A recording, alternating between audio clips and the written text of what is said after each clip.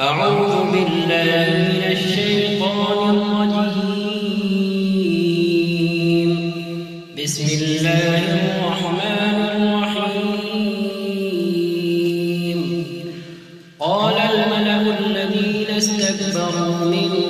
قومه لنخرجنك يا شعيب والذين آمنوا معك من قريتنا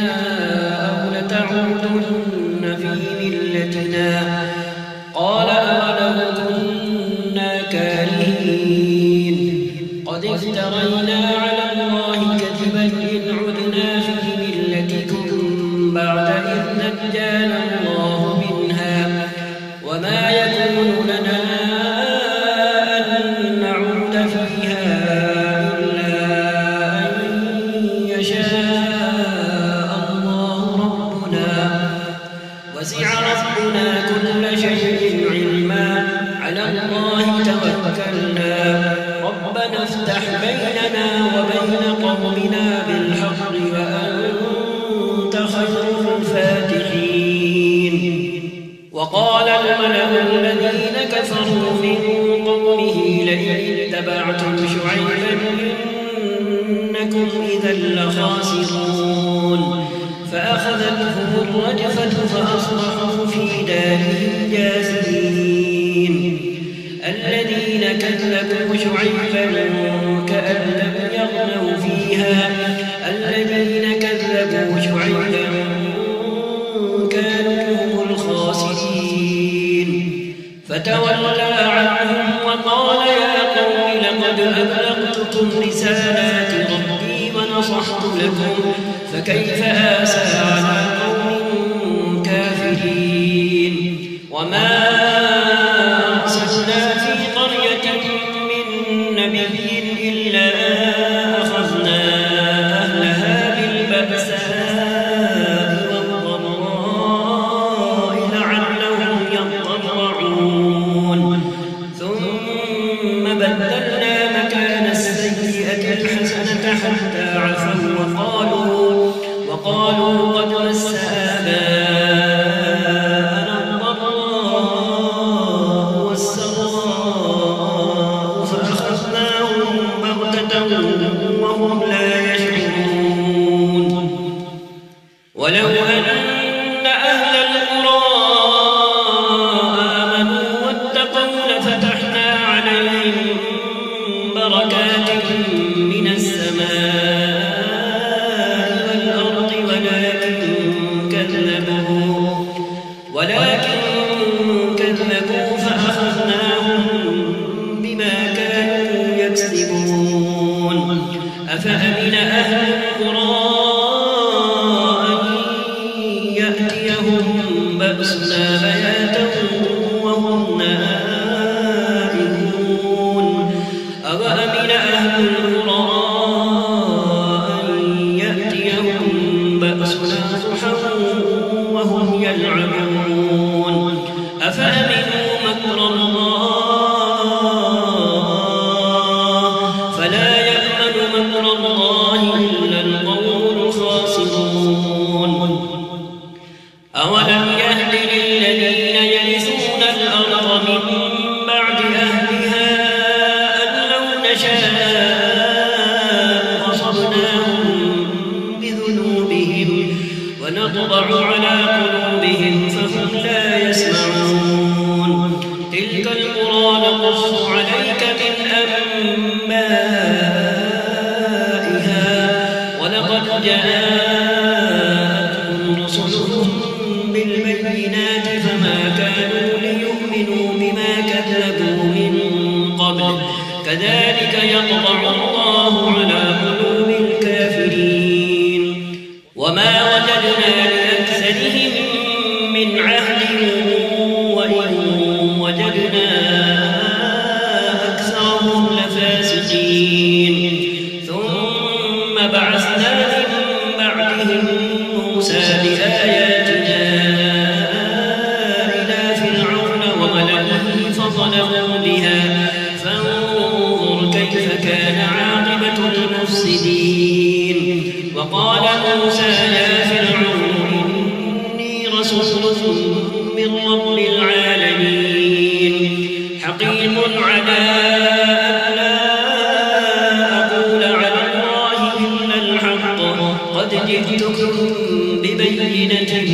من ربكم فأرسل معي بني إسرائيل قال إن كنت جئت بآية فأت بها إن كنت من الصادقين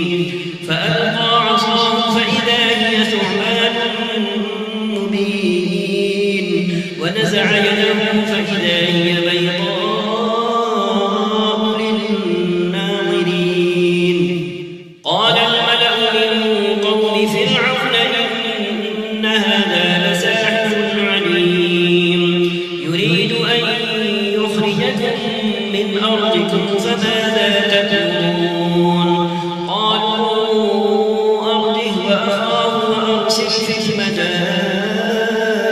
حاشرين يأتوك بكل ساحر عليم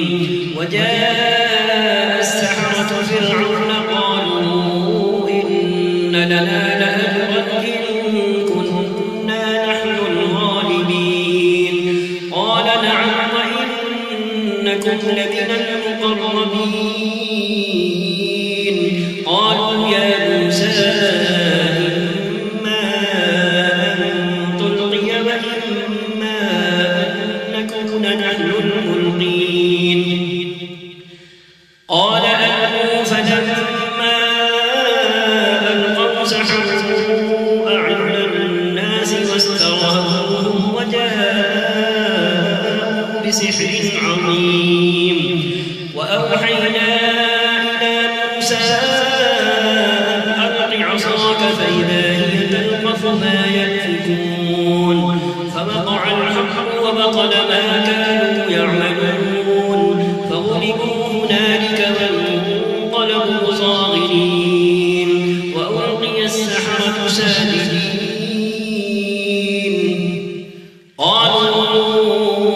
آمنا برب العالمين رب موسى وهارون قال فرعون آمنتم به قبل أن آذن لكم إن هذا لمكر مكرتموه في المدينة لتخرجوا منها أهلها فسوف تعلمون لأقطعن أيديكم وأرجلكم من خلاف ثم لأصلبنكم أجمعين قالوا إنا إلى ربنا منقلبون وما تنقم منا إلا أن آمنا بآيات ربنا لما جاءتنا ربنا أفرغ علينا صبرا وتوفنا مسلمين ربنا أفرغ علينا صبرا وتوفنا مسلمين وقال الملأ من قوم فرعون أتذر موسى وقومه ليفسدوا في الأرض ويذرك وآلهتك قال سنقتل أبناءهم ونستحيي نساءهم وإنا فوقهم قاهرون قال موسى لقومه استعينوا بالله واصبروا إن الأرض لله يورثها من يشاء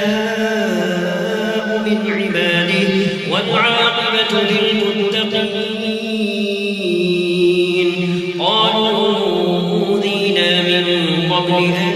تأتينا ومن بعد ما جئتنا قال عسى ربكم أن يهلك عدوكم ويستخلفكم في الأرض فينظر كيف تعملون ولقد أخذنا آل فرعون بالسنين ونقص من الثمرات لعلهم يذكرون فإذا جاءتهم الحسنة قالوا لنا هذه وإن تصبهم سيئة يطيروا بموسى ومن معه ألا إنما طائرهم عند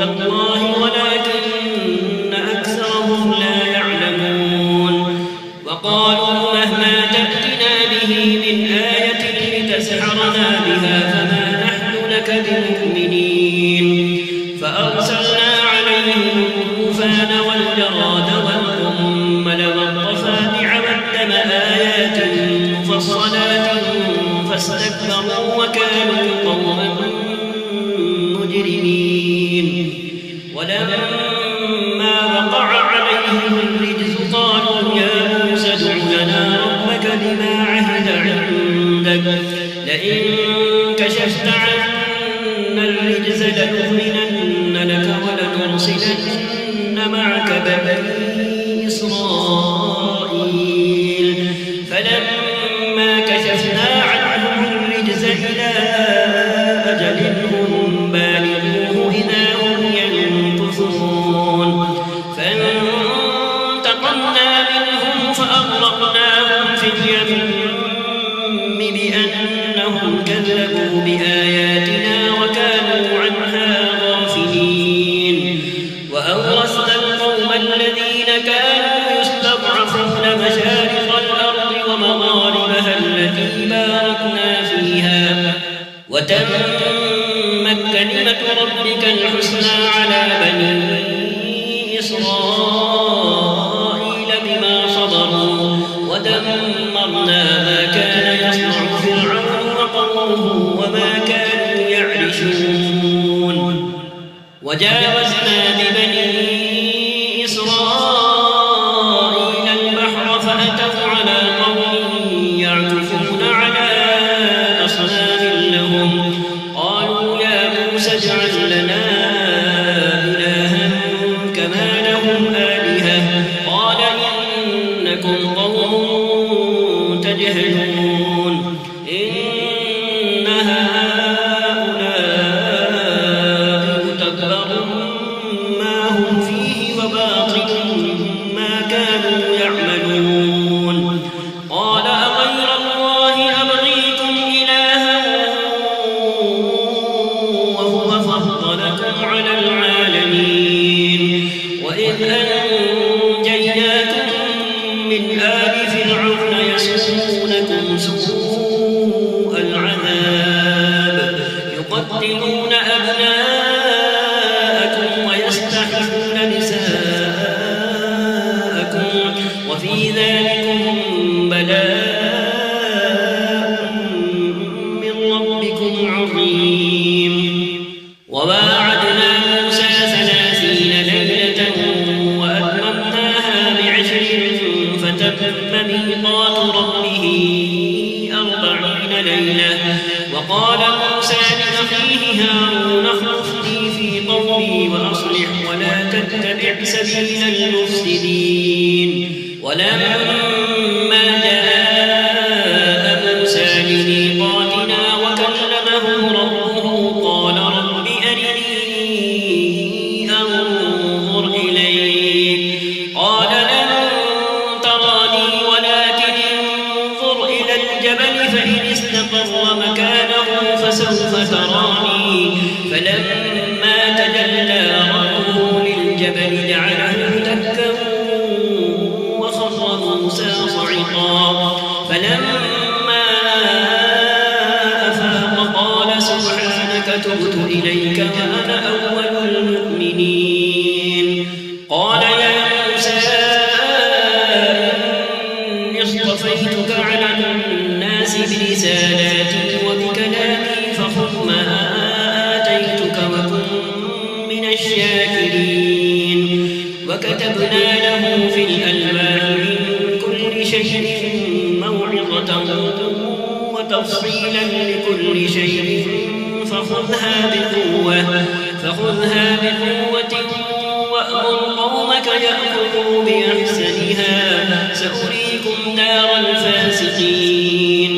سأصرف عن آياتي الذين يتكبرون في الأرض بغير الحق وإن يروا كل آية لا يؤمنوا بها وإن يروا سبيل الرشد لا يتخذوه سبيلا وإن يروا سبيل الغي يتخذوه سبيلا ذلك بأنهم كذبوا بآياتنا وكانوا عنها غافلين والذين كذبوا بآياتنا ولقاء الآخرة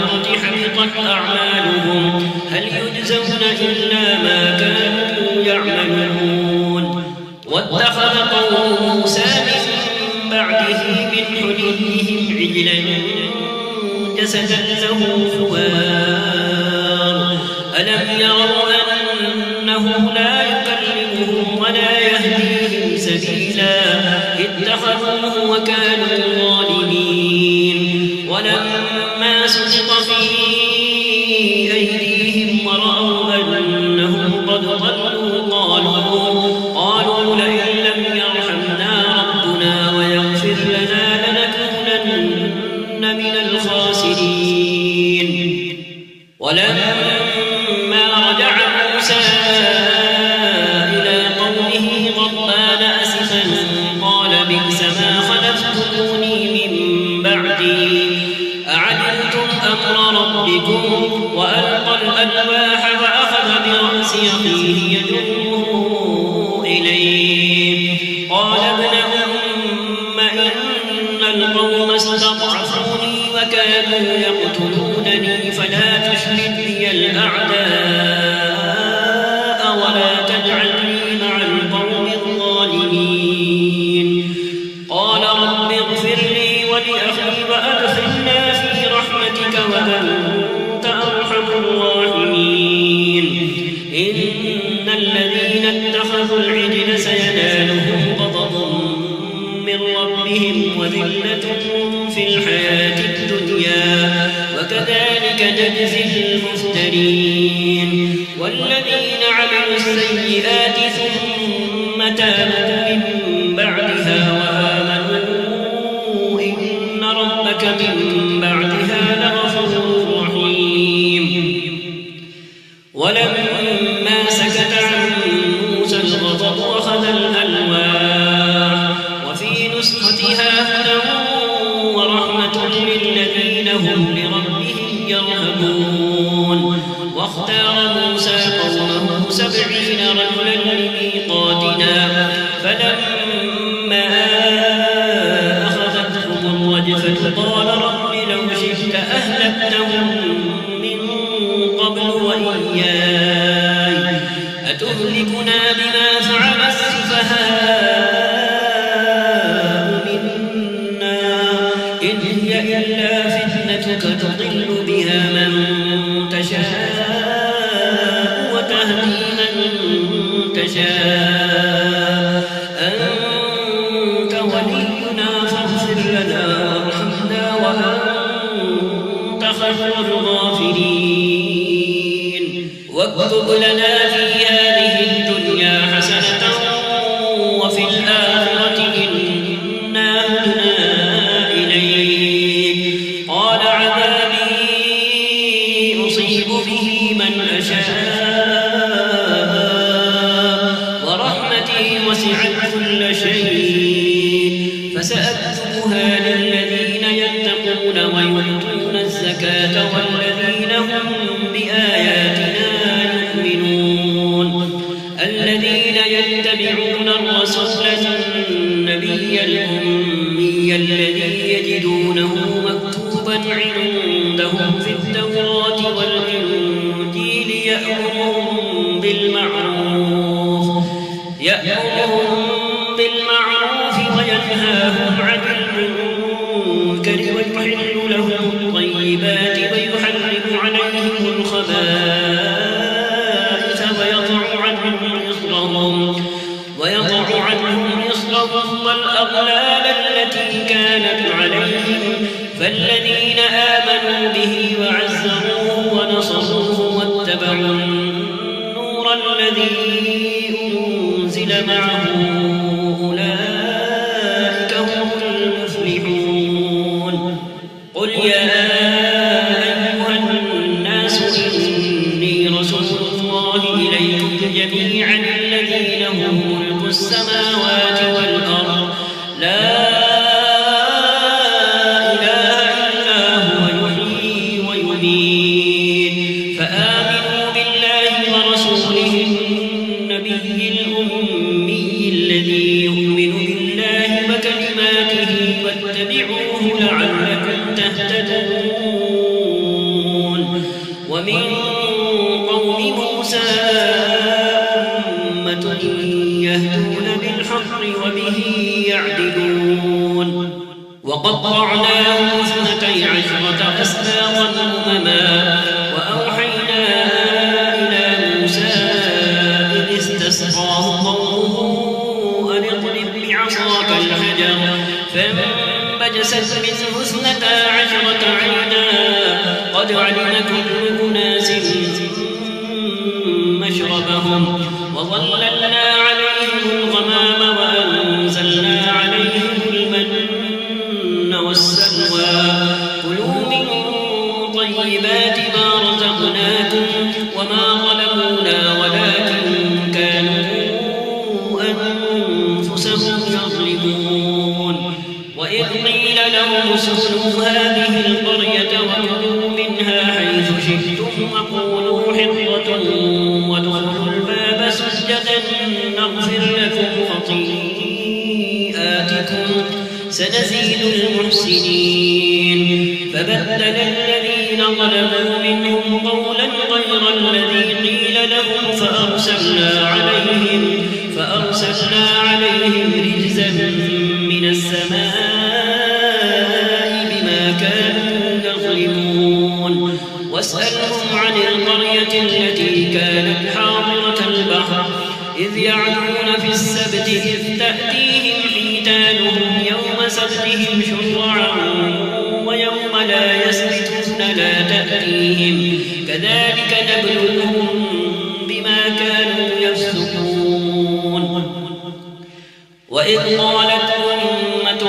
منهم لم تعظون قوما الله مهلكهم أو معذبهم عذابا شديدا قالوا معذرة إلى ربكم ولعلهم يتقون فلما نسوا ما ذكروا به أنجينا الذين ينهون عن السوء وأخذنا الذين ظلموا بعذاب بئيس بما كانوا يفسقون فلما عتوا عما نهوا عنه قلنا لهم كونوا قردة خاسئين وإذ تأذن ربك ليبعثن عليهم إلى يوم القيامة من يسومهم سوء العذاب إن ربك لسريع العقاب وإنه لغفور رحيم وقطعناهم في الأرض أمما منهم الصالحون ومنهم دون ذلك وبلوناهم بالحسنات والسيئات لعلهم يرجعون فخلف من بعدهم خلف ورثوا الكتاب يأخذون عرض هذا الأدنى ويقولون سيغفر لنا وإن يأتهم عرض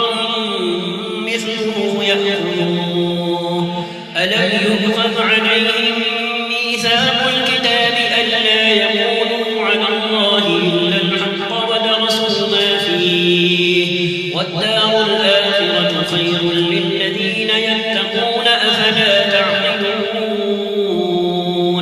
والذين يمسكون بالكتاب وأقاموا الصلاة إنا لا نضيع أجر المصلحين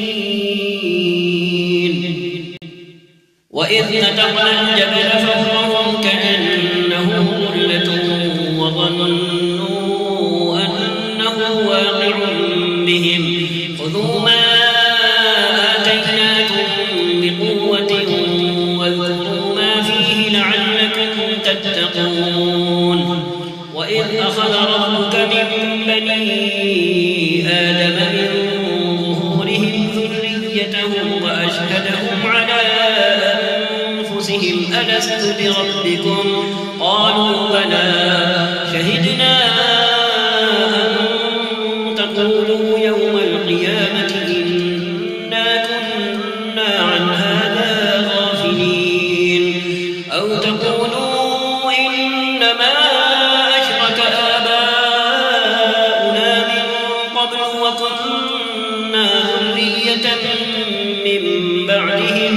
أفتهلكنا بما فعل المبطلون وكذلك نفصل الآيات ولعلهم يرجعون واتل عليهم نبأ الذي آتيناه آياتنا فانسلخ منها فأتبعه الشيطان فكان من الغابين ولو شئنا لرفعناه بها ولكنه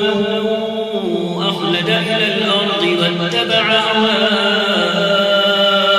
فمثله كمثل الكلب إن تحمل عليه يلهث أو تتركه يلهث ذلك مثل القوم الذين كذبوا بآياتنا فاقصص القصص لعلهم يتفكرون ساء مثلا القوم الذين كذبوا بآياتنا وأنفسهم كانوا يظلمون من يهد الله فهو المهتدي ومن يضلل فأولئك هم الخاسرون ولقد ذرأنا لجهنم كثيرا من الجن والإنس لهم قلوب لا يفقهون بها ولهم أعين لا يبصرون بها ولهم آذان لا يسمعون بها أولئك كالأنعام بل هم أضل أولئك هم الغافلون ولله الأسماء الحسنى فادعوه بها وذروا الذين يلحدون في أسمائه سيجزون ما كانوا يعملون وممن خلقنا أمة يهدون بالحق وبه يعدلون والذين كذبوا بآياتنا سنستدرجهم من حيث لا يعلمون وأملي لهم إن كيدي متين أولم يتفكروا ما بصاحبهم من جنة إن هو إلا نذير مبين أولم ينظروا في ملكوت السماوات والأرض وما خلق الله من شيء وأن عسى أن يكون قد اقترب أجلهم فبأي حديث بعده يؤمنون من يضلل الله فلا هادي له ويذرهم في طغيانهم يعمهون يسألونك عن الساعة أيان مرساها قل إنما علمها عند ربي لا يجليها لوقتها إلا هو ثقلت في السماوات والأرض لا تأتيكم إلا بغتة يسألونك كأنك حفي عنها قل إنما علمها عند الله ولكن أكثر الناس لا يعلمون قل لا أملك لنفسي نفعا ولا ضرا إلا ما شاء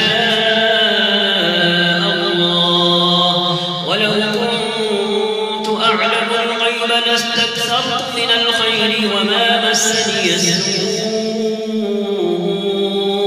إن أنا إلا نذير وبشير لقوم يؤمنون هو الذي خلقكم من نفس واحدة وجعل منها زوجها ليسكن إليها فلما تغشاها حملت حملا خفيفا فمرت به فلما أثقلت دعوا الله ربهما لئن آتيتنا صالحا لنكونن من الشاكرين فلما آتاهما صالحا جعلا له شركاء فيما آتاهما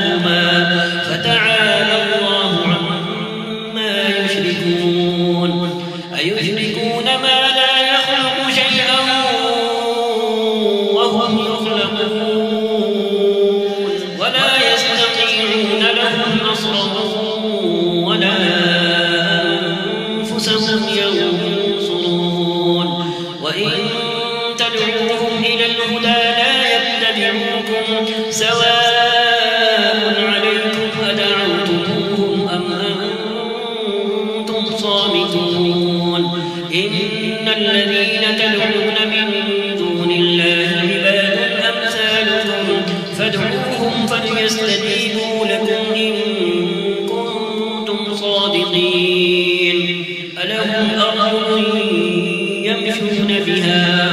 أم لهم أيدي يبطشون بها أم لهم أعين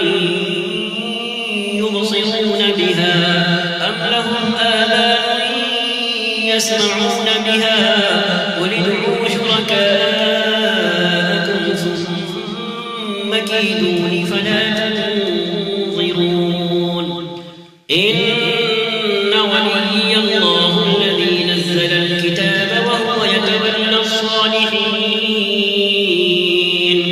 والذين تدعون من دونه لا يستطيعون نصركم ولا أنفسهم ينصرون وإن تدعوهم إلى الهدى لا يسمعون وتراهم ينظرون إليك وهم لا يبصرون خذ العفو وأمر بالعرف وأعرض عن الجاهلين وإما ينزغنك من الشيطان نزغ فاستعذ بالله إنه سميع عليم إن الذين اتقوا إذا مسهم طائف من الشيطان تذكروا فإذا هم مبصرون وإخوانهم يمدونهم في الغي ثم لا يقصرون وإذا لم تأتهم بآية قالوا لولا اجتبيتها قل إنما أتبع ما يوحى إلي من ربي هذا بصائر من ربكم وهدى ورحمة لقوم يؤمنون وإذا قرئ القرآن فاستمعوا له وأنصتوا لعلكم ترحمون واذكر ربك في نفسك تضرعا وخيفة ودون الجهر من القول بالغدو والآصال ولا تكن من الغافلين إن الذين عند ربك لا يستكبرون عن عبادته ويسبحونه وله يسجدون بسم الله الرحمن الرحيم يسألونك عن الأنفال قل الأنفال لله والرسول فاتقوا الله وأصلحوا ذات بينكم وأطيعوا الله ورسوله إن كنتم مؤمنين إنما المؤمنون الذين إذا ذكر الله وجلت قلوبهم وإذا تليت عليهم آياته زادتهم إيمانا وعلى ربهم يتوكلون الذين يقيمون الصلاة ومما رزقناهم ينفقون أولئك هم المؤمنون حقا لهم درجات عند ربهم ومغفرة ورزق كريم كما أخرجك ربك من بيتك بالحق وإن فريقا من المؤمنين لكارهون يجادلونك في الحق بعدما تبين كأنما يساقون إلى الموت وهم ينظرون وإذ يعدكم الله إحدى الطائفتين أنها لكم وتودون أن غير ذات الشوكة تكون لكم ويريد الله أن يحق الحق بكلماته ويقطع دابر الكافرين ليحق الحق ويبطل الباطل ولو تستغيثون ربكم فاستجاب لكم أني ممدكم ب1000 من الملائكة مردفين وما جعله الله إلا بشرى ولتطمئن به قلوبكم وما النصر إلا من عند الله إن الله عزيز حكيم إذ يغشيكم النعاس أمنة منه وينزل عليكم من السماء ماء ليطهركم به ويذهب عنكم رجز الشيطان وليربط على قلوبكم ويثبت به الأقدام إذ يوحي ربك إلى الملائكة أني معكم فثبتوا الذين آمنوا سألقي في قلوب الذين كفروا الرعب فاضربوا فوق الأعناق واضربوا منهم كل بنان ذلك بأنهم شاقوا الله ورسوله ومن يشاقق الله ورسوله فإن الله شديد العقاب ذلكم فذوقوه وأن للكافرين عذاب النار يا أيها الذين آمنوا إذا لقيتم الذين كفروا زحفا فلا تولوهم الأدبار ومن يولهم يومئذ دبره إلا متحرفا لقتال أو متحيزا إلى فئة فقد باء بغضب من الله ومأواه جهنم وبئس المصير فلم تقتلوهم ولكن الله قتلهم وما رميت إذ رميت ولكن الله رمى وليبلي المؤمنين منه بلاء حسنا إن الله سميع عليم ذلكم وأن الله موهن كيد الكافرين إن تستفتحوا فقد جاءكم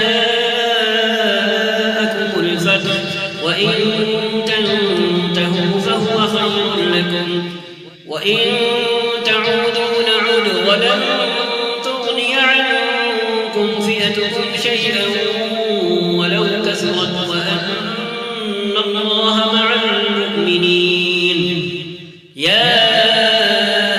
أيها الذين آمنوا أطيعوا الله ورسوله ولا تولوا عنه وأنتم تسمعون ولا تكونوا كالذين قالوا سمعنا وهم لا يسمعون إن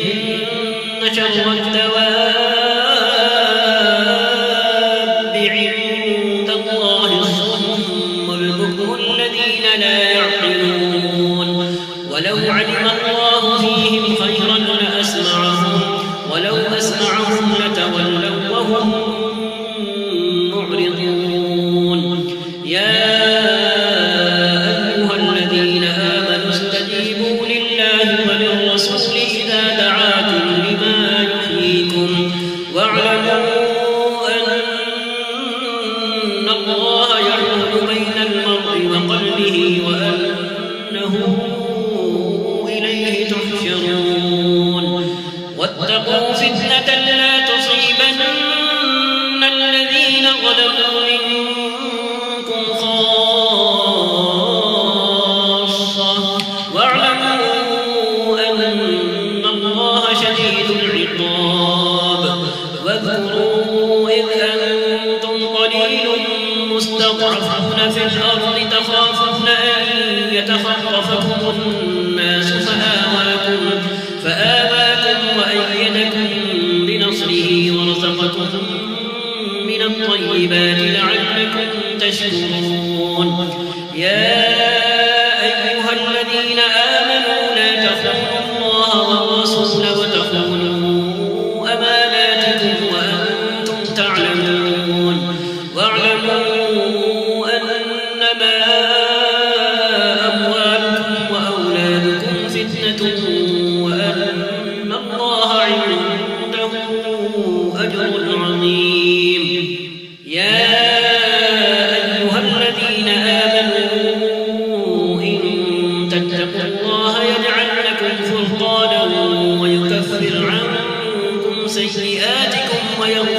لهم والله ذو الفضل العظيم.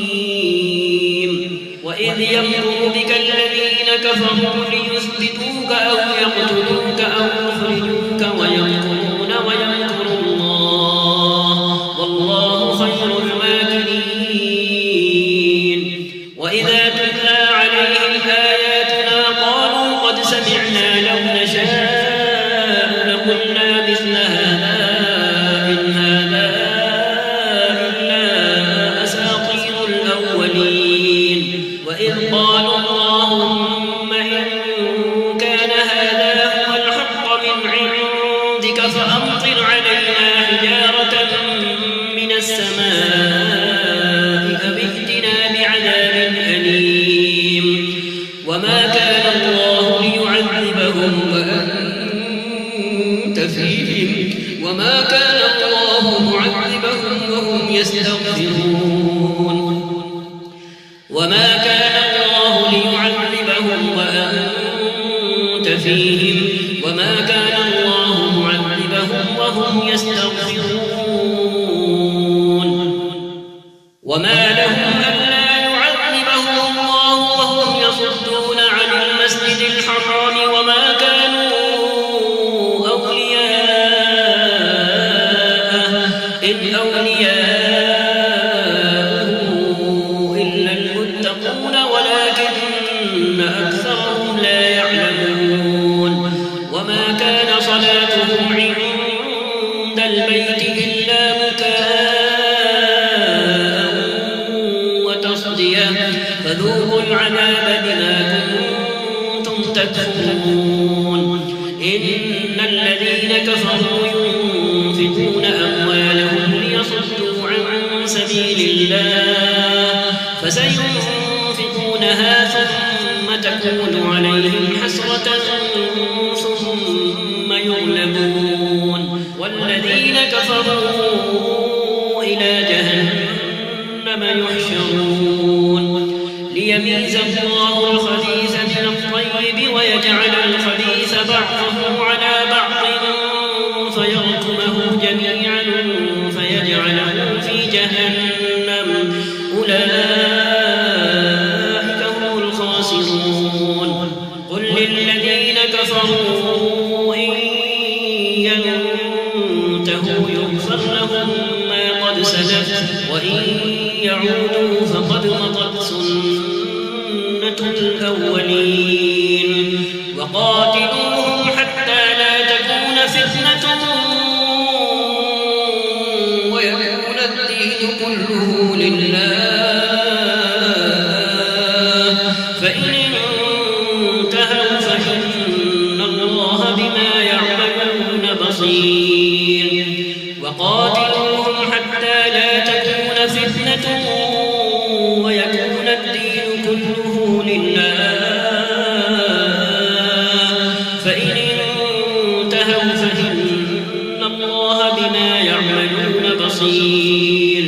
وإن تولوا فاعلموا